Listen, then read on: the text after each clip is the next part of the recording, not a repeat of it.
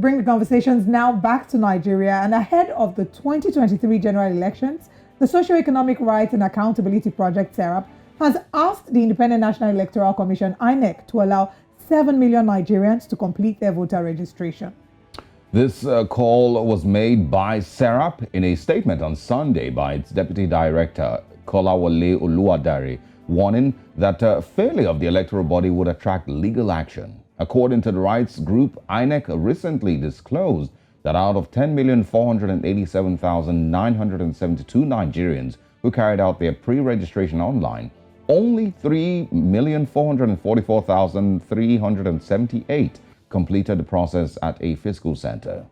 Joining us now is SERAP Deputy Director Kolawole Oluwadare for more on this. Good morning, Mr. Oluwadare. Thanks for joining us. Good morning. Thank you. I'm happy to be here. All right, so let's, get you to respond, first of all, to those who say, Nigerians, are lazy. They've given enough time. You cannot still be asking INEC to continue to extend the time.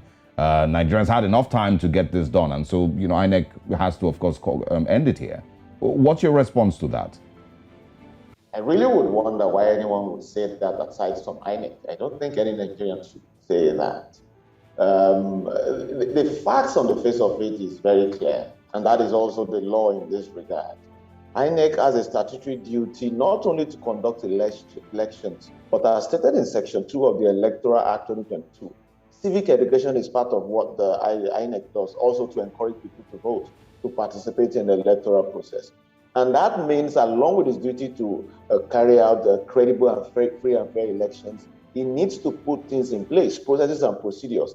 And the same Electoral Act in Section 148 allows it to make a way of regulations so that many people can come in, thereby increasing what we call civic education for civic participation. So in this instance, by INEC's own facts that they put out, how can 10 million people start the process and 3 million would only succeed? And we have 7 million who have more or less not been given this opportunity to vote. And you would recall that a lot of those people, there are a lot of people who, the reasons why they're not able to complete the physical process side of things is because of the logistic issues that we've seen with INEC, the failures, the queues at the registration centers, and even incidents of corruption and that we've seen that people have complained about INEC staff.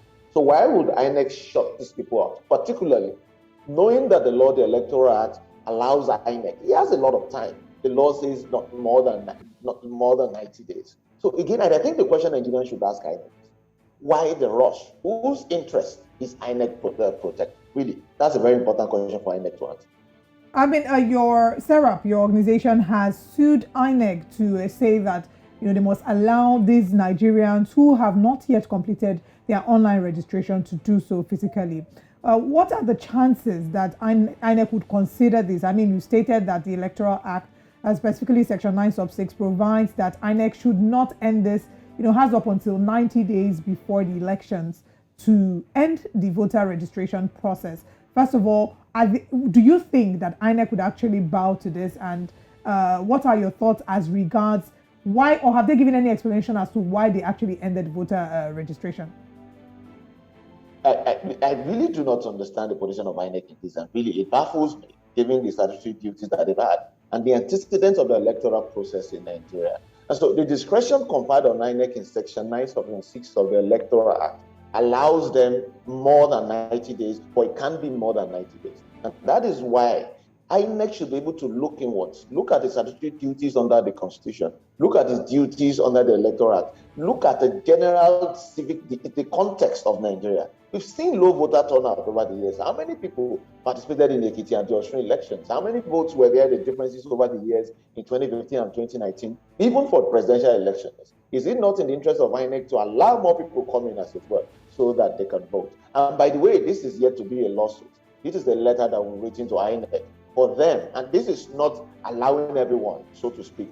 This is for those 7 million plus Nigerians who have commenced that process. And if you ask me, equity and even law is on the side of these people. They have commenced the process. Why can't INEC allow these people? So we are not asking INEC to start registration afresh, to open the gate, so to speak. But for these 7 million Nigerians that have started the process, INEC should give them the opportunity to complete that process. And even after that period, if they don't, then maybe we can say that those individuals slept on their right. But as it is today, INEC should be able to look at the various laws guiding its actions and the context of Nigeria and its functions. And we are just asking for, and it's really very simple, really. In the interest of democracy, let these 7 million Nigerians that have shown their interest and have started this process, give them time to conclude. And you would agree with me that 7 more million Nigerians voting in 2023 will do our democratic process very good. INEC has nothing to lose. Nigerians have a lot to gain. So I really see no reason why the court, if this ends up in court, will not agree with us. All right. Well, also, being aware of what Nigeria's legal system, is like, and, the process sometimes, do you think there might be enough time if you actually do go to court? Would there be enough time for a ruling, and that would be big enough to compel INEC to get more Nigerians registered in time for the elections? Yes, we know that the judiciary has its challenges. It's not peculiar to the judiciary, but other arms of government. But we've seen the judiciary step up time and again, particularly on matters that are that have national importance, including the last suit that we filed against INEC. And the court, it was concluded in less than 3 months, and in about 2 months. So we really believe that the judiciary would understand the importance of this. And that is, and I need to clarify this, if this ends up in court, if INEC eats this call by Nigerians, then there will be no need for litigation. Very quickly, you mentioned that this is a letter that has been given to INEC. It's not yet in court. Is there a time frame that has been given to INEC, at the expiration of which this will then end in court?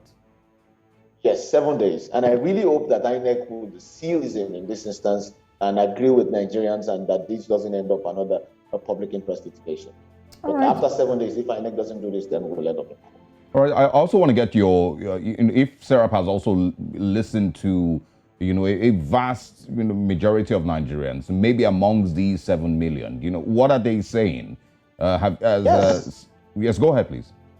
Yeah, we've done that. We put out Google Forms and we've done a sample research survey, and we have the data of Nigerians who have shown interest to be part of this suit, including giving specific details of when they registered online and how they had gone to those centers and the issues that have stopped them from registering. So some of the issues that come up will be the logistical nightmare that people face at the registration centers. People have to leave their work, take leave. We have several instances of people that spend 2 days going back to back to those centers and weren't able to register. And we've seen also people who had complained about the allegations of bribery and corruption at those centers, that people were given preferential treatment because they could bribe some officials. So we have this data, and that will form the bulk of the public interest litigation. Nigerians who would file this suit because they have a specific interest and they are on the brink of being disenfranchised by it.